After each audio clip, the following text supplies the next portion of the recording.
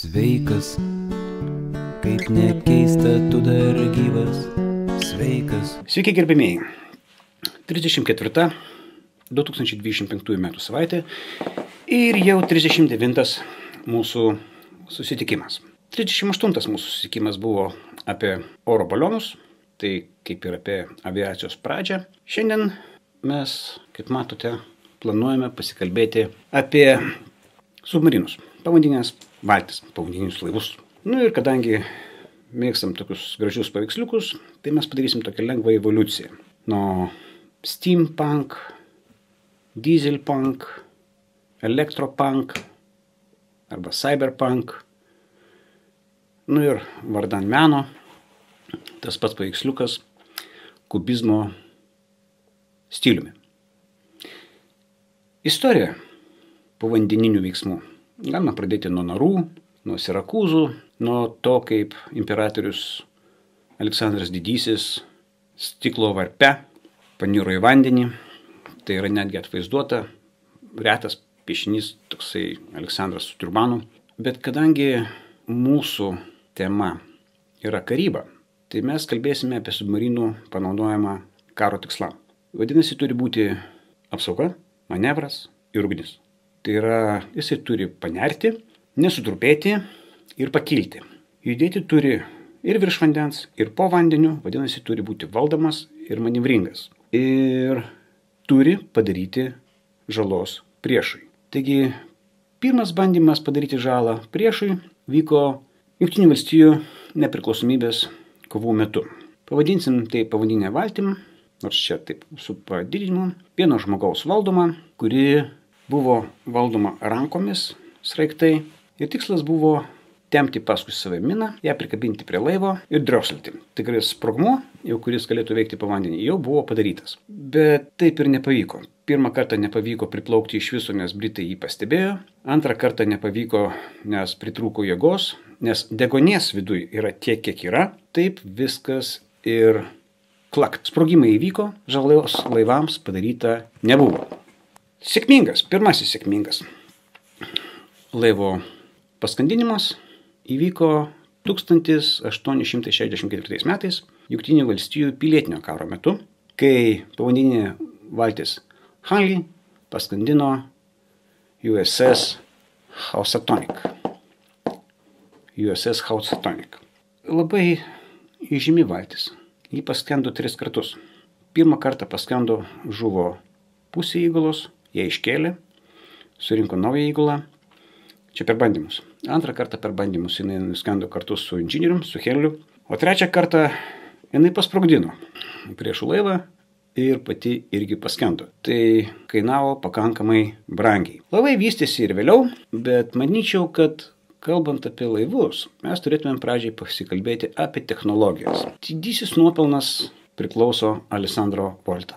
Kadangi mes kalbėjom dieselpunk, elektropunk, tai laivai, kurie galėjo plaukti viršui su dizeliniais varikliais, o po vandeniu su elektriniais, tai buvo ateitis. 1800 Volta išranda pirmąją bateriją. Didžiulis žingsnis. Paskui dizelį išranda dizelis.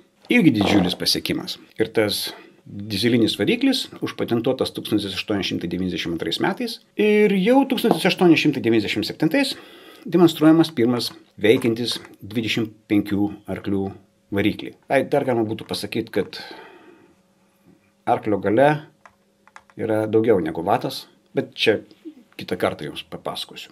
Laivas manevruoti turi kairę dešinę, žemyn aukštyn ir jeigu nėra degonės papildymo, tai degonės, tiksliau oro, yra tiek, kiek yra. Moderniuose laivuose yra cheminiai procesai, kurie sutraukia CO2 ir paleidžia degonį. Regeneraciniai užtaisai. Čia dar vėliau atsirado. Tam, kad galėtų manevruoti, tai pirmasis periskopas buvo uždėtas ant prancūzų laivo Morse 1899 metais. Tai yra iki tol žmonės turėdavo iškišti bokštelį ir žiūrėti pro langelius. Tai jos tada matoma.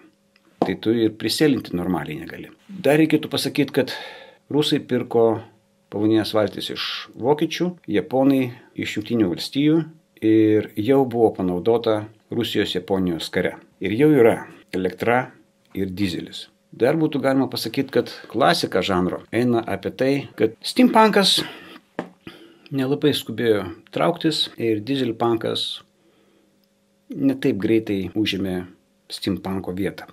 Kalbant apie povandeninės valtis, tai didžioji dauguma admiraliteto bandė gaminti garų varomas povandeninės valtis. Jūs įsivaizduokite, kiek anglių, kiek dūmų, koks karštis ir viskas eina garais sukama turbina. Vadinasi, turėjo daug ventiliacinių angų. Vadinasi, negalėjo tinkamai užsandaryti ir ne vieną kartą valtys skendo. Dizelis dar nebuvo toks galingas kaip garas, o garui reikėjo didesnių laivų, nes varikliai didesni. Bet dizeliniai varikliai greitai tobulėjo ir visgi vienintelis admirolas, tai Jackie Fisheris, 1913 metais sako, tai yra mirtina klaida kišti garo variklį į povandeninę valtį. Bet visgi buvo užsakyti 2 laivai. Iš MS Nautilus, dizelinis, ir iš MS Swordfish garo, kurie turėjo varžytis tarpusavėje, bet prasidėjus Pirmajam pasauliniam karui jie nespėjo pasivaržyti, nes prasidėjo karas, o jie dar nebaigti. Vokiečių povandeninė valtis per pusę valandos viena iššovė visas 6 savo torpedas ir paskandino 3 britų kreiserius. Britai buvo šoke. Jie kaip ir nujautė, kad vokiečiai ruošiasi, bet nesitikėjo, kad taip. Ir paskui laikui bėgant, dizelis pilnai išstūmė garą, tada visiškai pilnai po vandeniu pradėjo eiti elektra ir pagreitėjo dizelis, pagreitėjo elektros varikliai. Ačiū Voltui, ačiū dizeliui. Paminėjau, kad Jackie Fisheris 13 metais pasakė, kad didžiausia klaida yra kišti garo variklį į povandeninę valtį. Dizelis dingo 1913 metais.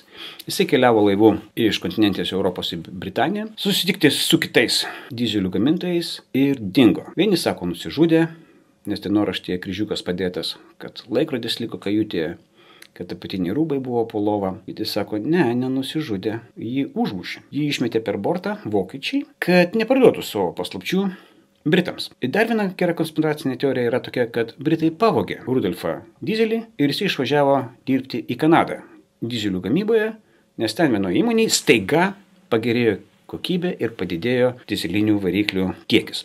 Graži istorija. Ką dar reikėtų pasakyti? Reikėtų pasakyti, kad Nautilus iš graikų kalbos reikštų, dabar neprisimenu, ar tai laivas, ar tai jūreivis, ko gero dažniausiai naudojamas laivo pavadinimas. Ir Austrai turėjo, ir vokiečiai turėjo, ir kitko tas Swordfish ir Nautilus kova dizelį prieš garą Britanijoje. Irgi turėjo būti pirmasis branduolinis pavadininis laivas USS Nautilus. Priimtas į tarnybą 1955 metais, tai yra pirmasis branduolinis. Tai yra 10 metų po Antrojo pasaulinio karo pabaigos. Jisai praplaukė, kirsdamas po ledu šiaurės ašigalio ašį. Nerealus pasiekimas. Žinot, kas juokinga truputėlį. Tai nebe dizelis, tai branduolinis kuras. Bet realiai, tai labai panašu į garo variklį, nes turbina visgi varoma garu. Taigi ratas užsidarė.